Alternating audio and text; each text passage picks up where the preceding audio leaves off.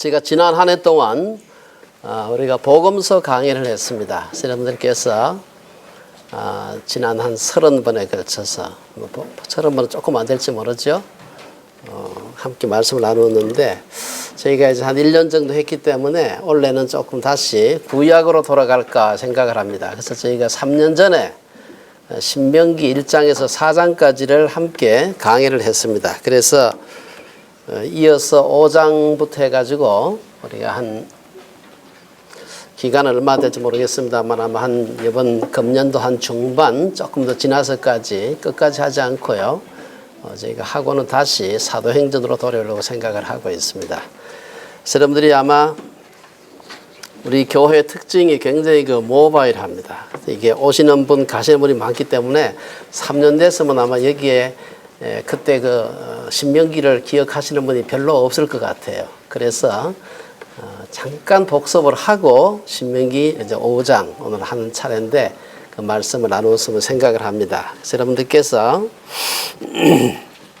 신명기가 어떤 책인가 하는 것을 알기 전에 간단한 좀 지도를 가지고서 신명기의 위치가 어딘가 하는 것을 좀 말씀을 드리고 시작하는 게 좋을 것 같아요. 이게 제가 그린 건 아닙니다만은 여러분께서 보시면은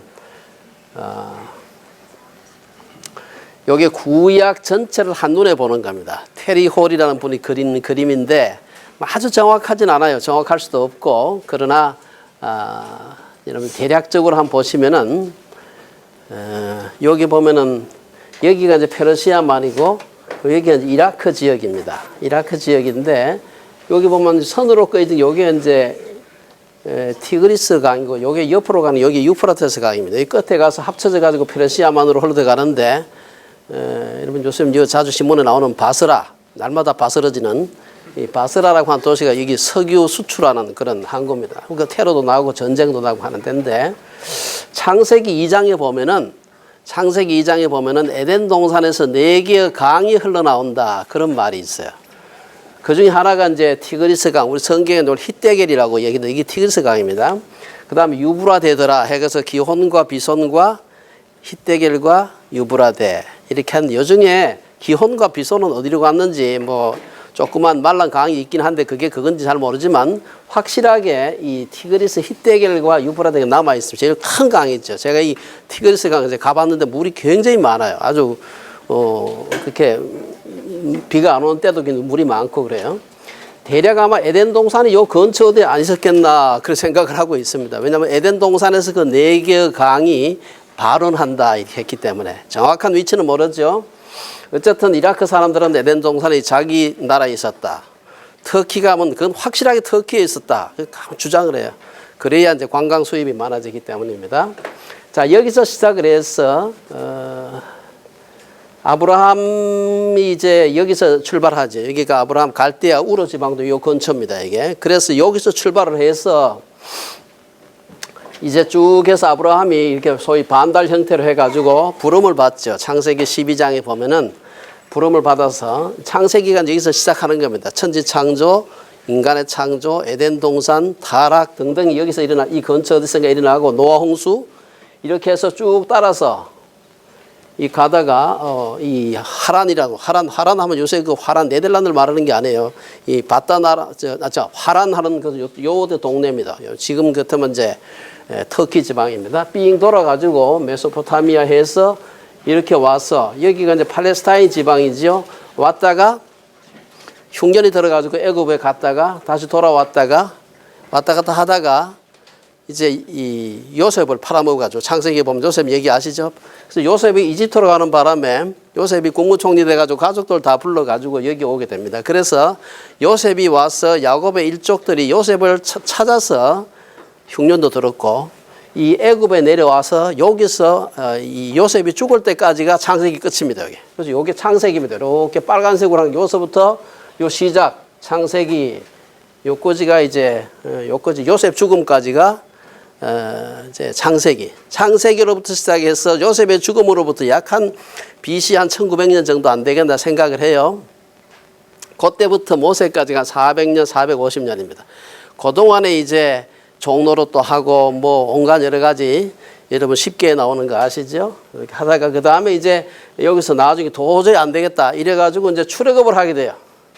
출애굽을 하는데 이제 이 지방에서 이제 출애굽을 해서 여기 잘 아는 홍해 사건 거쳐가지고 이렇게 해서 요 시내 반도 밑에 시나이 반도 밑에 시내산이 있어요. 시내산까지 오는 요 여정이 10가지 재앙도 있고 뭐 여러 가지 사건들이 있죠.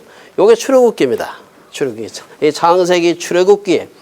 시내산에서 이제 몇 달 동안 머물면서 율법을 받게 돼요. 그게 레위기서입니다. 거기서 머물면서 모세가 대신 올라가서 이제 10계명도 받고 뭐 이렇게 계명 율법을 받습니다. 이렇게. 그 다음에 이제 그러고 난 뒤에는 이렇게 가다가 이 정확하게 표시는 다음 지도에 있긴 합니다만은 가데스 바네아라고 하는 데가 대충 한 요대쯤 돼요. 요렇게 해서 요렇게 하는데 요까지 가는 동안에는 사실은 불과 한 1년, 2년 얼마 되지 않습니다. 여기까지 와봐야 아무리 많은 사람이 걸어와도 뭐 한두 달 정도 이 또 여기 몇 달 머물렀고 다시 간다 해도 아마 한 1, 2년 정도 요 가데스 바네아에 가서 그 유명한 정탐꾼 사건이 일어납니다. 요것이 이제 그 가데스 바네아에 가서 정탐꾼 40일 동안 정탐하고 와가지고 소위 10명의 정탐꾼과 2명의 정탐 딱 나누어지게 되죠. 그 두 사람 여호수아와 갈렙은 가자. 나머지 10명은 뭐 가봐야 죽는다. 뭐 어차피 죽을 거 왜 싸우느냐. 뭐 막 나누어지는. 하나님께서 이 믿음이 없는 자들을 멸하겠다 해서 여기서 이렇게 가면 바로 가나안입니다. 이게. 근데 이리 안 가고 여기서 요새 말은 뺑뺑이를 돌립니다. 이 정신 좀 차려야 되겠다 싶어서 요 뺑뺑이 돌리는 요 기간을 민수기입니다. 창세기, 출애굽기, 레위기, 민수기. 민수기에서 이제 실컷 뺑뺑이를 뱅뱅 돌고 싸움도 하고 뭐 이렇게 하다가 바로 가면 되는데 불과 한 뭐 며칠 길인데 안 가고 삥 돌아가지고 여기 여기 갈릴리 호수고 이게 사해이고 이렇게 해서 이렇게 서편으로 바로 들어가면 되는데 요단 서편으로 바로 가면 되는데 요단 동편으로 몰아가지고 가게 돼요. 여기 이제 요단강이 있고 요단강 동편에 여기가 이제 모압 평지입니다. 모압 평야하고 모압 평지인데 여기 이제 모여가지고 이 강을 건너서 가나안을 정복하는 정복 전쟁을 시작하는 그 과정이 곧 시작되는데 이 백성들이 이제 한 40년 여기서 38년을 헤매게 됩니다. 이제 38년 헤매는 동안에 얼마나 사람들이 지쳤겠어요. 그리고 나이 든 사람 이제 다 죽고 옛 세대 요새 우리 옛 세대 다 죽어야 된다고 한 사람 많은데 그때도 마찬가지예요. 이래가지고 사람들이 가가지고 다 죽었는데 문제는 율법은 여기서 받았는데 여기 와서 이제 가나안에 들어가려고 보니까 여기에 있는 사람들은 옛날에 아주 어린 사람들이거나 새로 광야에서 난 사람들이에요. 그래서 이 율법을 받았을 때 율법을 잘 몰라요. 그래서 모세는 120살이나 살았기 때문에 굉장히 오래 살았습니다. 그래가지고 이 사람들이 가나안에 우상숭배 많이 하는 사람들이 있는데 여기 들어가가지고 이 퍼석한 사람들이 가서 살려면은 여기서 받았던 율법을 다시 한번 리마인드, 소위 말 복습을 시켜줘야 되겠다. 이 새 세대 알지도 못하고 그래서 여기서 모압 평지에서 모세가 3차례에 걸쳐서 설교를 합니다. 그 설교 내용 3차례 한 것이 신명기입니다. 신명기의 그 첫 번째 설교가 우리가 지난번에 했던 1장에서 4장까지입니다. 4장 거의 끝까지 내고 거의 4장 그 끝부분은 아마 두 번째 설교의 서문이 아닌가 좀 그렇게 보고 있는데 그래서 우리가 이제 첫 번째 설교는 지난번에 끝냈어요. 이제 지금까지 걸어온 이제 요 38년하고 요 2년하고 한 40년 되지요. 돌아보면서 하나님께서 너희들을 그 바로의 손에서 구출해내는 것을 한번 봐라. 얼마나 기가 막히게 홍해를 어떻게 갈랐는지 10가지 재앙이 어땠는지 메추라기 만나러 먹인 거 생각해 봐라. 회고하는 설교가 바로 첫 번째 설교입니다. 두 번째 설교는 이제 여기 와서 모압 평지에서 여기서 이제 여러 달을 지나면서 이제 소위 말해서 가나안 정복 전쟁 준비를 하는데 무장하는 것도 중요하지만 정신적인 무장이 더 중요하다. 이래서 여기서 설교를 통해서 정신적인 무장을 하고 해서 이것이 26장까지 그 다음 26장에서 32장까지가 이제 세 번째 설교고 마지막 장은 모세가 죽고 난 뒤에 얘기인데 아마 모세가 안 쓰고 딴 사람이 죽고 난 뒤에 어떻게 씁니까? 그러니까 딴 사람이 아마 썼을 거라 이렇게 생각을 해요. 근데 우리가 이제 두 번째 설교를 공부할 텐데 그 내용이 모압 평지에서 3번에 걸쳐서 온 이스라엘을 모아놓고 설교했던 두 번째 설교가 신명기입니다. 3번의 설교가 신명기인데 우리가 두 번째를 공부하고 그 다음에 그게 끝나고 난 뒤에 이제 들어가자. 모세는 요 근처 어디 산에서 죽고 그 다음에 이제 여호수아의 리더십을 앞세워 가지고 가나안 정복 전쟁을 시작하는데 그 가나안 정복 전쟁사가 바로 여호수아서입니다. 그 여호수아서가 이제 여호수아가 대장이 돼가지고 모세 대신이 돼서 여기서 막 가나안 정복 전쟁을 하면서 여기서 이제 한참 지나다가 보니까 이 사사들이 다스리다가 사사시대 룻기도 나오고 뭐 등등 나옵니다. 나오다가 도저히 다른 나라 이방 나라들 보니까 왕이 있어가지고 일사불란하게 전쟁을 하니까 우리가 도대체 이 전쟁에서 참 힘들다. 그래가지고 사사시대를 지나가지고 우리도 왕 좀 세워달라 해서 마지막 사사가 누굽니까? 사무엘입니다. 사무엘 상하. 이래서 이제 여기서 우리도 왕 세워달라 그래가지고 이제 사무엘 하 이렇게 가게 되면 왕을 세우고 하는 게 나오는데 이렇게 해가지고 열왕기상 사무엘 상하 이건 사실 막 겹칩니다. 내용이 겹치는데 어쨌든 간에 이래가지고 여기서 왕을 세워서 사울이 있고 그 다음에 이제 2대 다윗이 있고 3대 솔로몬이 있고 솔로몬 때 가서 남북 분단 북쪽 이스라엘 남쪽 유다에서 갈라지죠. 갈라지는데 북쪽 사람들이 조금 더 못돼가지고 좀 빨리 막혔습니다. 그래서 이 사람들은 이렇게 해서 저 아수르로 잡혀가게 돼요. 이게 BC 한 722년, 21년 그 정도 돼요. 남쪽 유다는 그래도 조금 괜찮았습니다. 그래서 이 사람들은 BC 한 586년까지 좀 한 100 몇십 년 더 생존하다가 결국은 그도 나쁜 짓을 많이 해서 이 사람들은 바벨론으로 잡혀가게 돼요. 바벨론으로 잡혀가서 한 70년 뭐 이렇게 종노릇하고 그 흔히 말하는 바벨론 유수죠. 바벨론 포로 생활을 하다가 바벨론에서 이제 하나님께서 때가 돼가지고 돌아오는데 이 돌아오는데 리더십을 가진 사람이 바로 느헤미야와 에스라입니다.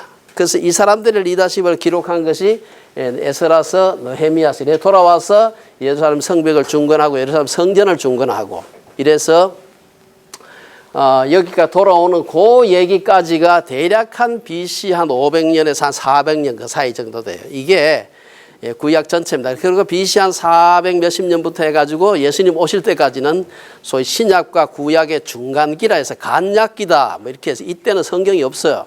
그리고는 이제 신약이 예수님 탄생하시면서 신약이 시작되기 때문에 여기 전체가 구약의 전체 이제 그 요약입니다. 그래서 여러분께서 잘 보시면은 뭐 중간에 뭐 룻기도 있고 사사기 뭐 역대 상하 등등등등 뭐 있는데 이것이 요 내에서 대략 요약이 됩니다. 그 다음 슬라이드 한번 보겠습니다.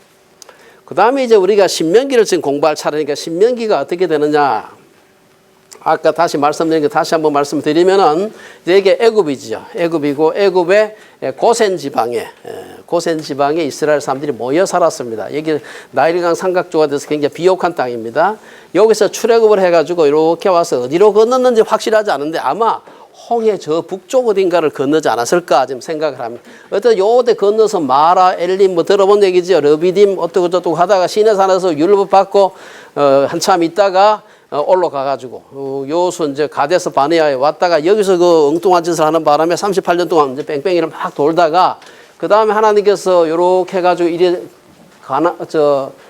요단강 동편으로 이렇게 해가지고 여기 와서 모압 평지 여기서 이제 조금 말씀드린 대로 신명기 설교를 하고 그 다음에 이제 모세는 죽고 이제 여호수아를 앞세워서 첫 번째 정복 전쟁 여리고성 해가지고 이제 정복 전쟁이 시작돼서 이제 소위 가나안을 정복해서 이스라엘 사람들이 그로부터 그러니까 이게 BC 따지게 되면 1400년 정도인데 아브라함에게 하나님께서 이 땅을 너희에게 주겠다. 아브라함은 BC 2000년경 사람입니다. 그러니까 여기서 문화사적으로 봤을 때 되게 청동기 시대의 사람이고 다윗과 솔로몬 요 시대가 되게 철기에서 청동기 왔다 갔다 하던 그 시대입니다. 그래서 여기서 이렇게 올라가가지고 이 지역을 차지하는 정복 전쟁을 하고 난 뒤에 이제 그 사사시대가 시작되고 끝나고 난 뒤에 왕시대가 되고 왕이 됐는데 또 왕이 시원찮아가지고 갈라지게 되고 갈라져가지고 북쪽 남쪽도 포로로 잡혀가고 잡혀가다가 다시 돌아오고 그리고 구약은 끝입니다. 이게 구약 전체 역사인데 우리가 지금 여기 얘기를 함께 이 모압 평지 혹은 모압 평야에서 있었던 그 얘기들 그다음에 거기에서 모세의 3번의 설교 중에 2번째 설교를 지금부터 공부를 하려고 하는 겁니다. 여기 보면 비스가산 혹은 느보산 모세가 죽었던 데인데 정확하게 산에서 죽은 건 분명한데 정확한 무덤은 잘 모릅니다. 요까지가 이제 우리가 이 신명기를 공부하는 배경입니다. 그래서 여러분께서 이 정도 배경을 가지고 지금부터 이제 두 번째 설교, 모세의 두 번째 설교를 함께 좀 공부를 하려고 생각합니다. 우선에 신명기 우리가 지난번에 공부를 할 때 한 얘기입니다만은 아마 거의 기억을 별로 사람도 그때 계셨던 분도 여기 없고 아마 기억을 못 하실 겁니다. 그래서 제가 잠깐 좀 서론을 조금 더 말씀을 드리고 오늘 본문을 함께 살펴보도록 하겠습니다. 우리 히브리어 성경은 대개 그 책의 첫 번째 그 단어를 가지고서 책 이름을 삼는 경우가 많아요. 그래서 창세기 하는 요건 사실은 히브리어 이름이 아닙니다. 원래 70인역에 있는 얘기인데 원래는 그 태초에 하는 이 말이 원래 제일 먼저 나오죠. 히브리 말로는 브레시트 하는 말인데 원래 그게 그 책의 이름으로 썼어요. 마찬가지로 신명기도 마찬가지입니다. 신명기는 신명기 1장 1절에 보면은 이는 모세가 요단 저쪽 숲 맞은편의 아라바 광야 곧 바란과 도벨과 라반과 하세롯과 디사합 사이에서 이스라엘 무리에게 선포한 말씀이니라. 1장 1절 갖다가 중간에 다 빼고 이는 말씀이니라. 요게 앞에 나와요. 요게 이 책의 제목, 원래 히브리어 제목이에요. 이는 말씀, 중간에 다 빼고 이는 말씀이니라. 이 신명기란 말에 영어로는 이제 듀트로노미 얘기를 하는데 원래 우리가 부르는 신명기란 말은 히브리어를 번역한 게 아닙니다. 히브리어는 그냥 앞에 첫 번째 단어를 가지고 했기 때문에 조금 어색해요. 그래서 이것은 70인역 히브리어 구약 성경을 헬라어로 번역했던 최초의 책입니다. 그 책에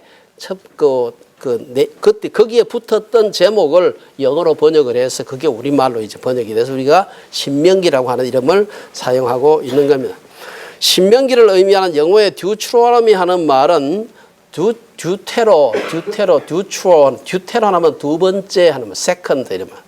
노미 하는 것은 노모스, 노미온 해서 율법이라는 뜻입니다. 두 번째 율법. 첫 번째 율법은 시내산에서 받았던 첫 번째 시내산에서 받았던 레위기 출애굽기 레위기에 있는 그 율법. 두 번째 율법은 그 율법을 새롭게 받은 게 아니라 그걸 다시 반복하면서 약간 좀 수정해서 이제 그 모세의 설교를 통해서 주어지기 때문에 이것을 갖다가 두 번째 율법 세컨드 그러니까 듀트로노미온 요 말은 그래서 요거 갖다가 우리가 우리말로 번역해서 신명기라고 하는데 신명기에서 어떤 사람은 잘못 알아가지고 새신자로 이렇게 생각한 분이 그게 납신자입니다. 신명기 명을 수납한다 이 말. 하나님께서 이전에 한번 주셨는데 그걸 다시 모세가 이제 가나안 정복 전쟁 전에 정신무장하기 위해서 두 번째 다시 그 설교를 통해서 시내산 율법을 다시 회복하고 다시 전달하는 겁니다. 납신자입니다. 이게 명을 하나님의 명령, 하나님의 계명을 다시 받는 그런 기록이다 해서 신명기다 이렇게 얘기합니다. 이 정도 생각하시면 될 것 같아요. 신명기는 일종의 영적인 예방주사 기능을 하는 겁니다. 예방에서 가장 백시네이션이죠. 백신 맞는 게죠. 백신. 왜 맞습니까? 백신은 병 걸리고 난 뒤에 맞는 게 아니고 병 걸리기 전에 병에 대한 저항력 생기라고 맞는 거예요. 이게. 그래서 이스라엘 백성들이 애굽에서 종노릇하다 나와서 광야에서 뺑뺑이 실컷 돌다가 지금 이 상태로 아주 우상 충만한 이 가나안 땅에 들어갔다가는 다 동화되고 말 것 같아. 그래서 그 가서 다 영적으로 병들 것 같아서 여기서 백신을 맞는 겁니다. 무슨 백신? 율법 백신을 맞는 거예요. 그래서 일종의 영적인 백신이다 이렇게 생각하시면 될 것 같아요. 그 구체적인 내용은 신명기 11장 16절에서 20절에 보면 좀 길어서 제가 읽지 않겠습니다만은 여기 보면은 왜 이 설교를 여러분 들어야 되느냐. 구체적인 그 이유를 쓰고 있어요. 이거 안 듣고 그냥 갔다가는 안 된다. 이 신명기는 또 하나 우리가 생각해야 될 것은 신명기는 신약에서 제일 많이 인용된 성경입니다. 예수님도 신명기에서 제일 많이 인용을 해요. 물론 창세기도 인용을 하고 딴 데도 인용을 했지만 신명기에서 제일 많이 인용을 합니다. 여러분이 잘 아는 마태복음 4장 4절에 보면 예수님께서 시험 받으실 때 떡 시험을 받죠.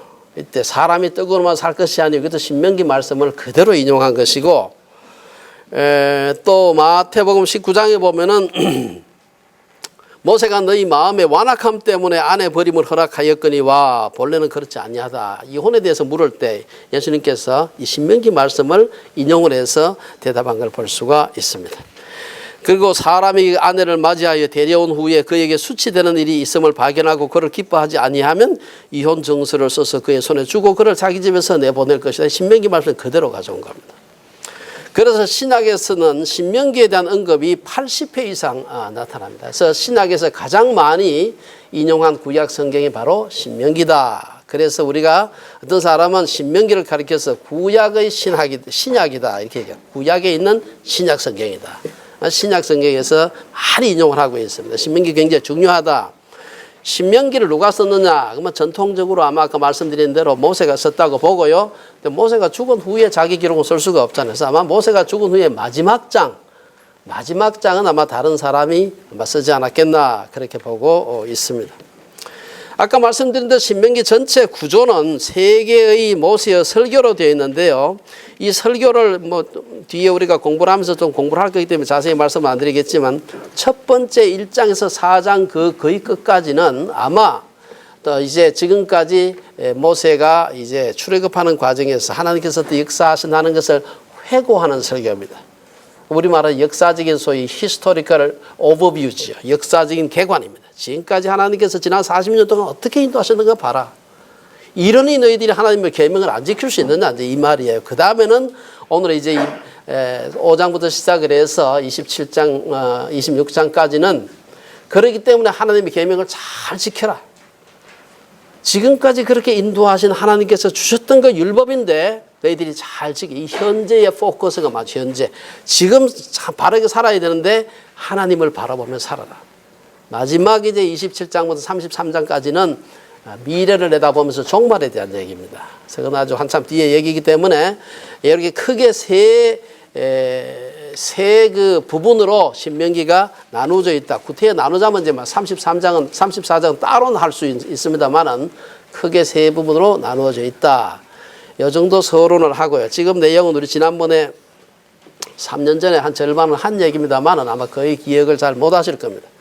자, 그렇다면 이제 우리가 5장에 들어가서 제가 원래는 5장 전체를 그냥 할까 생각했는데 보니까 이 서론을 한참 얘기하다 보면 시간이 없을 것 같아요. 그래서 오늘은 5장에 있는 말씀을 앞쪽만 함께 나누었으면 생각을 합니다. 아까 말씀드린 대로 이 신명기는 모세가 이스라엘 백성들이 가나안 땅에 들어갔을 때 어떻게 하나님의 백성으로 아이덴티티를 유지하면서 동화되지 않게 할 수 있을까? 그러려면 저들에게 하나님의 그 율법을 잘 가르쳐 줘야 되는데 요새 말하면 학습을 잘 해야 돼요. 율법에 대한 학습 잘 배워야 되는 겁니다. 그래서 신명기 5장 1절에 보면 아주 중요한 말씀인데요. 아까 읽었습니다만은 모세가 온 이스라엘을 불러 그들에게 이르되 이스라엘아 오늘 내가 너희의 귀에 말하는 규례와 법도를 듣고 그것을 배우며 지켜 행하라. 우리 학생들 잘 듣기 바랍니다. 여기 보면 아주 중요한 원리가 나와 있어요. 우리 저 목사님은 공부를 하는 게 업인 사람인데 공부를 어떻게 하면 잘할까 하는 게 원리가 여기 탁 나와 있어요. 아주 중요한 원리인데 첫째는 공부를 잘하려면 잘 들어야 돼요. 잘 들어야 돼. 무슨 얘기냐 하면은 밤새도록 집에서 공부하고 그다음에 학교 선생님 강의하는데 꾸벅꾸벅 졸면요 절대로 공부를 못합니다. 그 사람은 암만 밤새도 안 돼. 그래서 절대로 잘 들어야 된다. 사도 바울은 로마서 10장에서 그러므로 믿음은 들음에서 나며 들음은 그리스도의 말씀으로 말미암는다. 잘 듣는 게 굉장히 중요합니다. 선생님은 굉장히 이제 먼저 가신 분이죠. 잘 아는 분인데 이분이 딱 정리해가지고 강의 시간에 수업 시간에 딱 하는데 자기는 밤새도록 뭘 혼자 뭘 어떻게 공부했는지 모르지만 와서 계속 존다. 이런 사람은 절대로 공부를 못합니다. 공부 잘하는데 이래가지고 공부 잘하는 사람 있으면 데리고 오세요. 그 사람 절대로 공부를 못합니다. 밤새도록 가외했다. 그리고 줘라.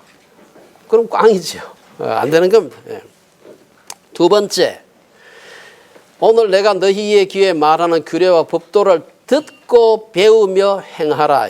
두 번째는 배워야 돼요. 여기 배운다 하는 말은 히브리 말로 그냥 단순히 그냥 기억만 하는 배우는 게 아닙니다. 이 라마드라고 원래 히브리어 말 자체가 이 굉장히 익숙해지는 걸 말해요. 그냥 배우는 정도가 아니고 반복하거나 이래가지고 익숙해져야 돼.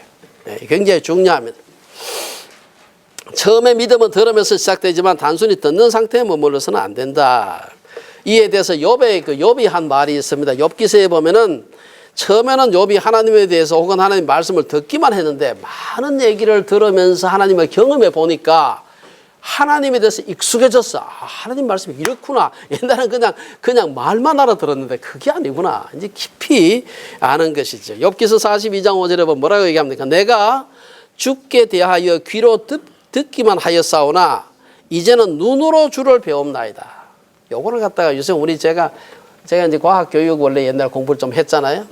과학교육에서 이것을 갖다가 개념이 앵커링 된다 이런 얘기를. 개념이 정착한다. 그냥 관성의 법칙이 뭐야? 이거야. 이거는 그냥 머릿속으로 아는. 이거는 그냥 화장실 한번 갔다 오면 다 빠져나갑니다. 이거는. 그렇지 않고 이게 앵커링이 되려면 닻을 딱 내려서 내 머릿속에 팍 꽂히려면 그래서는 안 돼요. 이게 보면은 이제는 눈으로 주를 배움나이다. 욥의 고백과 같은 고백을 할 때 이것을 갖다가 개념이 conceptual anchoring이라 이게 일어납니다. 확실하게 학습이 된 것을 말하는 것이죠. 그래서 공부를 잘하는데 아주 중요한 두 번째, 공부 시간 잘 들어야 되지 꾸벅 졸면 안 된다. 두 번째, 설교도 마찬가지. 꾸벅 졸면 안 돼.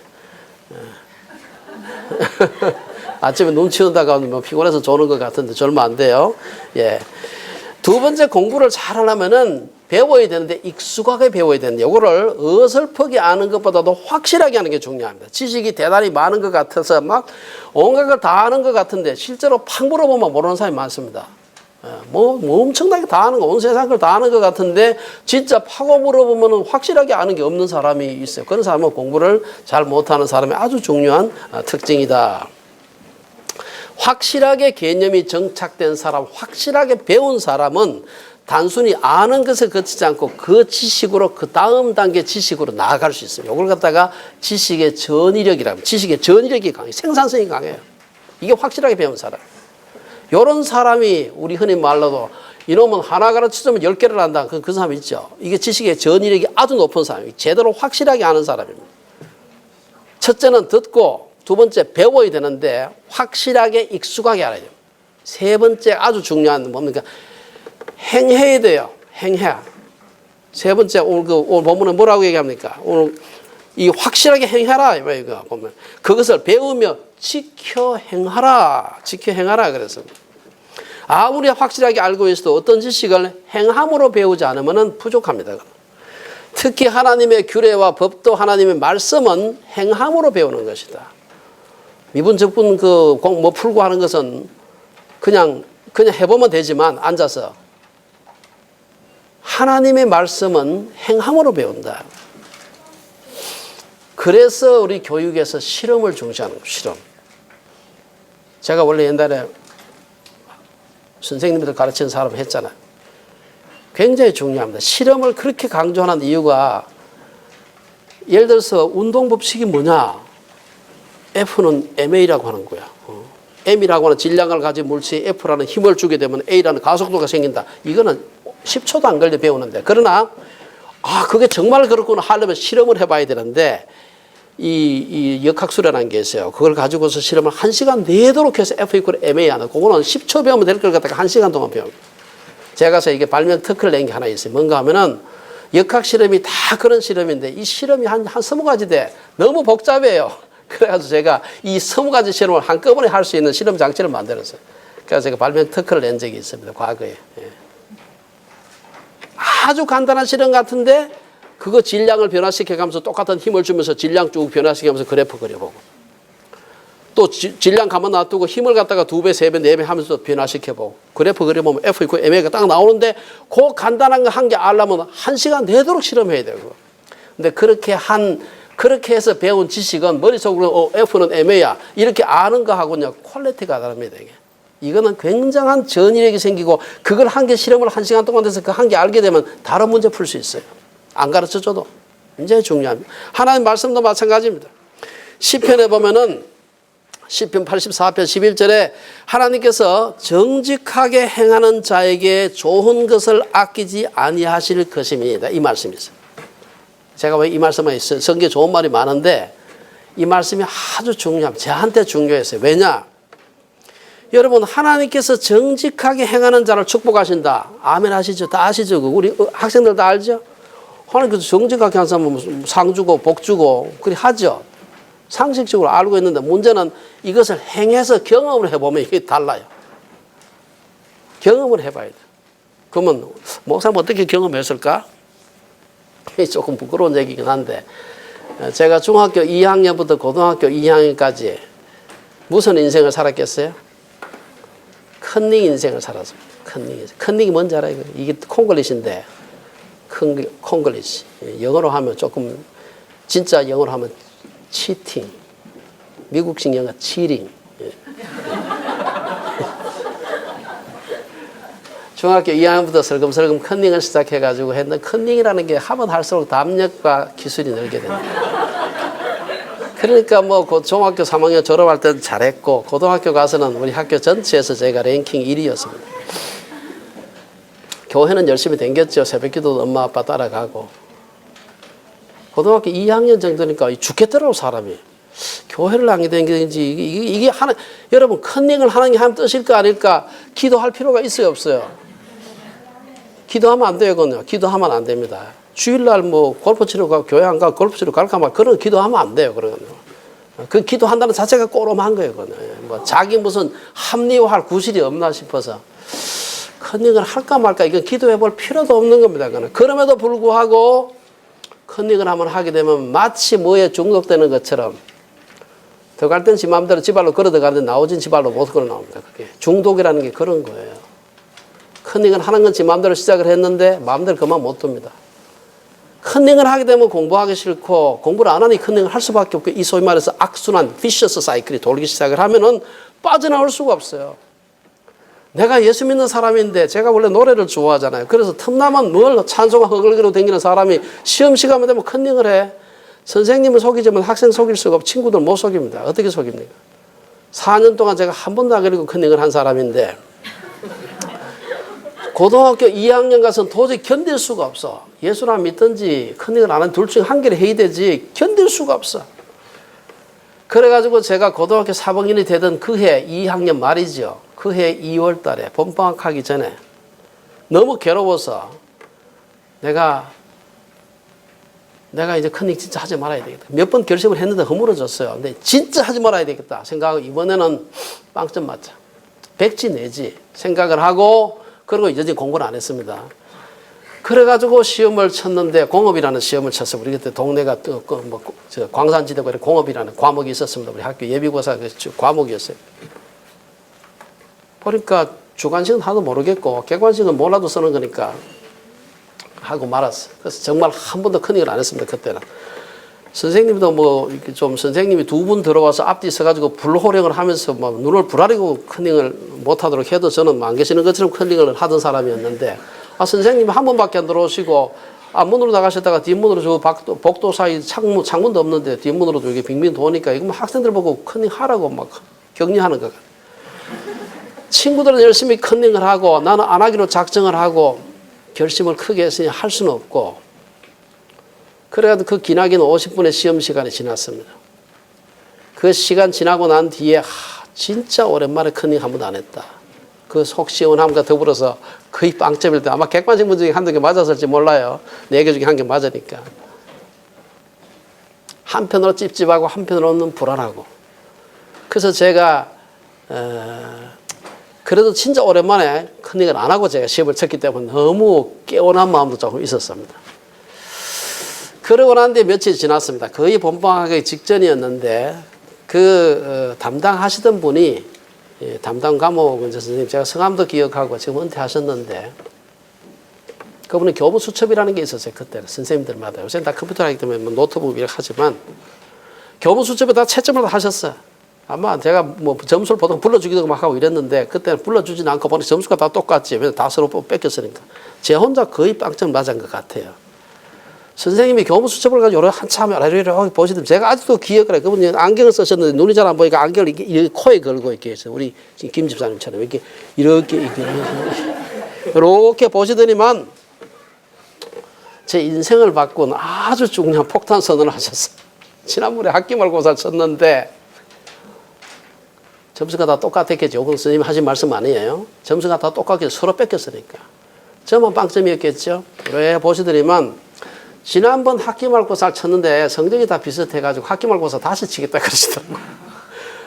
변별력이, 시험이라는 게 변별력이 없는 겁니다. 누구는 100점 맞고 누구는 한 40점 맞고 이래야 서로 뭐 A, B, C를 하든지 가는 뭐 웃음 이안가를 하든지 할 텐데 점수가 똑같으니까 저만 뭐 밑에 바닥이었게.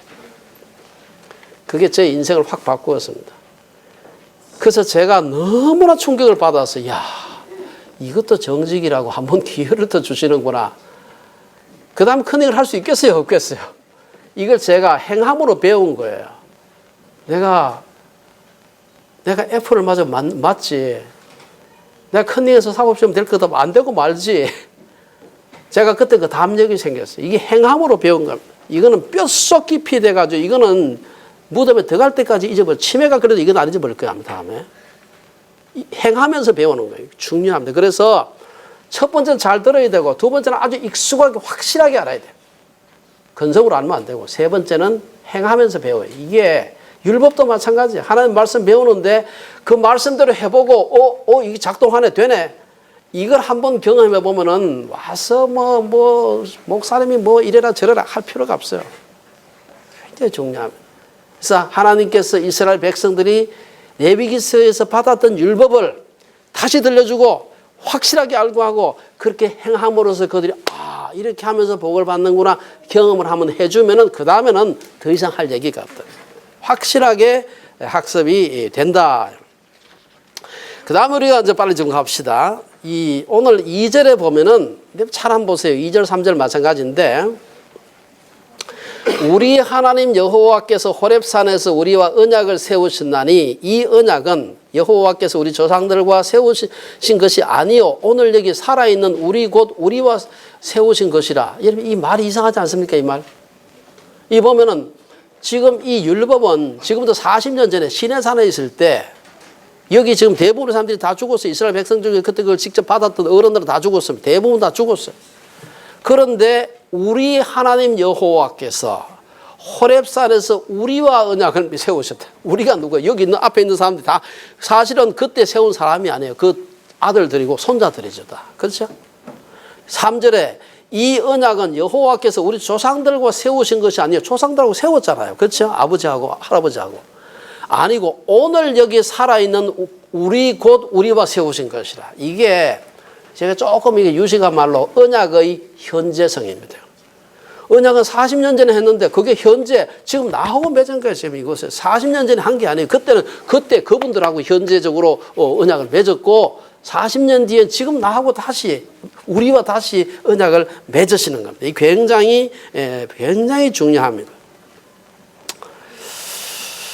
오늘 이 모세를 통해서 하나님께서 현재 이스라엘 백성들의 조상들에게 주신 것이지만 흥미롭게도 오늘 본문에서는 우리 조상들과 세우신 것이 아니고 우리와 세우신 것이다. 얼마나 놀라운 얘기입니까? 굉장히 중요합니다. 비록 40년 전 조상들과 맺은 언약이지만 40년이 지난 오늘 그의 후손들과 동일하게 세운 언약이다. 여러분 생각할 때 언약을 갖다 무슨 약속을 한 40년 전에 한 약속을 했다. 그러면 아이고 오래된 거 기억에도 희미하고 상황도 많이 변했고 좀 어겨봐야 별로 문제가 안 될 수 있으면 40년 전에 한 약속인데 아직까지 지키는 상줄만한 일이죠. 그러나 하나님과 하나님의 백성이 맺은 언약은 하나님이 불변하신 분, 하나님 성실하신 분이에요. 하나님께 허투루 말하지 않는 분이에요. 그분하고 약속을 했으면 40년 아니라 4,000년이 지나도 그 약속 그대로 있는 겁니다. 언약의 현재성입니다. 굉장히 중요하다. 여기서 우리가 아주 그 하나님의 계시의 특성을 우리가 기억을 해야 됩니다. 비록 성경이 몇천 년 전에 기록된 성경이지만 지금 오늘 우리들에게 말씀하시기 때문에 중요한 것입니다. 우리에게만 중요한 것이 아니라 앞으로 오고 오는 모든 세대들이 성경을 읽게 되면은 그들의 상황에 적확하게 정확하게 필요한 말씀을 하나님께서 주실 것입니다. 오늘 우리에게 필요한 말씀이고 우리의 조상들에게 필요했고 우리의 후손들에게 필요한 말씀을 주실 이게 언약의 현재성입니다. 세 번째, 오늘 신명기 5장 4절 5절에 보면은 아주 중요한 그 얘기를 하나 더 나와요. 이 뭐냐면 중보자의 필요에 대해서 얘기를 합니다. 5장 4절에 여호와께서 산 위 불 가운데서 무슨 산입니까? 시내산 불 가운데서 너희와 대면하여 말씀하시매 그때 너희가 불을 두려워하여 산에 오르지 못하므로 내가 여호와와 너희 중간에 서서 여호와의 말씀을 너희에게 전하였노라. 내가 전하였다. 내가 누굽니까? 모세다, 모세. 그렇죠? 모세. 여러분 혹시 그 십계라는 영화 아시죠? 제가 다음 주 우리 저 십계명 할 때 제가 한번 그 유튜브에 올라있는 게 많이 있어요. 십계 중에서 막 멋지게 그냥 불로 막 돌판 새기는 게 있죠. 한번 보여드리려고 하는데 그때 우리는 영화로 보니까 신나죠. 얼마나 대단합니까 그게. 그렇지만 이스라엘 사람들이 잘못 하나님 앞에 나아갔다가 이 죄 많은 인간이 하나님 앞에 나아갔다가 죽임을 당할지도 모르거든요. 그래가지고 겁이 내서 가까이 갈 수가 없어. 이때 모세가 나가는 겁니다. 모세는 목숨이 아깝지 않습니까? 모세는 뭐 하나님 두드려도 안 죽는 그런 철판을 깔고 있잖아요. 모세도 죽을 수 있습니다. 그때 모세가 나아가는 것입니다. 이 사람이 중보자예요. 신약에서 예수님의 모형입니다. 4절 말씀처럼 여호와께서 산 위 불 가운데서 백성들과 대면하여 말씀하실 때 5절 말씀처럼 모세는 백성들이 불을 두려워하여 불이 두렵죠. 불을 두려워하여 살에 오르지 못할 때 모세가 백성들과 하나님의 중간에 서서 백성들에게 하나님의 말씀을 전했다 이렇게 되어 있습니다.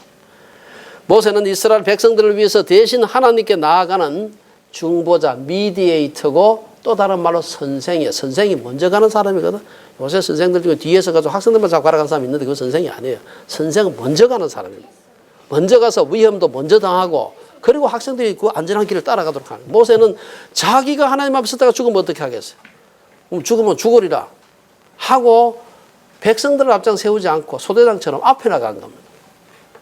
이게 성경적인 리더십이요, 미디에이터요, 성경의 구주의 우리를 구원하신 예수님의 표상이다. 그 같은 내용이 제가 읽지 않겠습니다만 오늘 본문에 제가 썼습니다만 출애굽기 20장 18절에서 21절에 보면은 그 당시에 그 율법을 받을 때 그 무시무시한 요새 뭐라고 표현할까 막 아주 그냥 저 곁에 가기도 그냥 무시무시한 어스스한 그런 당시의 분위기를 잘 묘사하고 있습니다. 모세는 안 무서웠겠습니까? 신명기와 출애굽기에 나타난 중보자로서 모세의 모습은 우리에게 두 가지 의미를 보여줍니다. 하나는 중보자로서 예수 그리스도의 표상을 우리에게 보여주고 있다. 백성들이 여호와 앞에 두려워서 감히 나아가지 못할 때 모세가 목숨을 걸고 하나님 앞에 나아간 것이죠. 두 번째 중보자는 어리석은 백성을 가르치는 선생입니다. 선생은 지식을 학생들에게 가르치는 사람이지만 지식만이 아니라 삶을 통해서 학생들에게 몸입이 되는 사람들입니다. 그래서 모세는 목숨을 걸고 백성들을 대신해서 앞으로 나아갔다. 그 얘기가 출애굽기 20장 22절에서 24절에 보면은 아주 그대로 나옵니다. 대신 하나님 앞에 백성들 대신해서 나아간다. 마지막으로 우리가 하나 오늘 마지막 절에 나오는 말씀인데 하나님에 대한 지식입니다. 이제 5장 7절, 신명기 5장 7절부터 우리가 잘 아는 십계명이 나와요. 내 앞에 다른 신을 두지 말라. 뭐 얘기 쭉 해서 1까지 나오는데 그거 나오기 전에 5장 6절에 한 가지로 하나님께서 쏙 집어넣어요. 그게 뭔가 하면은 이제 그 계명을 주시는 분이 어떤 분인가 하는 걸 너희들이 확실하게 알아야 된다.